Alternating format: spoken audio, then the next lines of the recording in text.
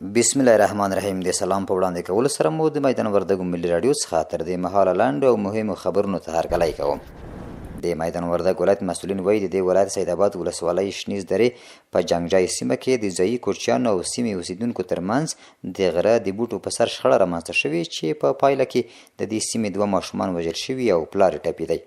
د سیدآباد ولسوالۍ ولسوال مولوي عبدالغني اخونزاده په وینا چې کوچیان د پیښې له ځایه تښتېدلي، خو د امنیتي منصوبینو په هڅو 1 تن د غزني په زنخان او 15 تنه نور د لوګر ولایت په خروار ولسوالۍ کې نیول شوي. د ولایت مقام له لوري د ټپي کورنۍ ته 50,000 افغانۍ د درملنې په موخه ورکړل شوي دي او ډاډ یې ورکړی چې د اسلامي شریعت په رڼا کې به مجرمین د عدالت منګولو ته وسپاري. د کابل ولایت د کرنې اوبو لګولو او مالدارۍ ریاست د سنځلو 400 زره نیالګي راټول او قشتېپې کانال ته یې لیږلي دي. د کابل ولایت مقام رسنیز دفتر د دې اقدام موخه د زرغونتیا زیاتېدل، له خاورې ساتنه، د ځمکې د تخریب مخنیوی او د قشتېپې کانال د شاوخوا کې د سالمې فضا رامنځته کول ښودلي دي.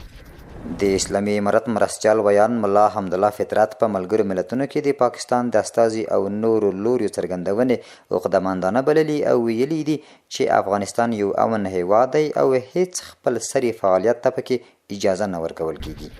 د سرحدونو، قومونو او قبایلو چارو وزیر ملا نورالله نوري د روزګان، غزني، دایکنډي، میدان وردګ او بامیان ولایتونو د هزاره قوم له مشرانو سره وکتل. په دې لیدنه کې ښاغلي نوري ویلي اسلامي امارت د ولسونو ترمنځ د یووالي لا ټینګښت خپله فریضه بولي او کوښښ کوي چې تر یوه چتر لاندې یې راټول کړي. دغه راز یادو مشرانو خپلې ستونزې او غوښتنې شریکې کړي دي او د سرحدونو، قومونو او قبایلو چارو وزیر ورته د رسېدنې ډاډ ورکړی دی.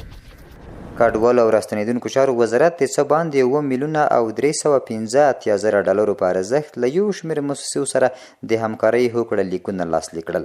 یا د موسسې به دغه اندازه پیسې په کابل، هرات، فراه، ننګرهار، نورستان او کونړ ولایتونو کې د نقدي مرستو د سرپناه د ساتنې او ښه والي، د سولرونو د پیرلو او د مسلکي زده کړو په برخو کې لګوي.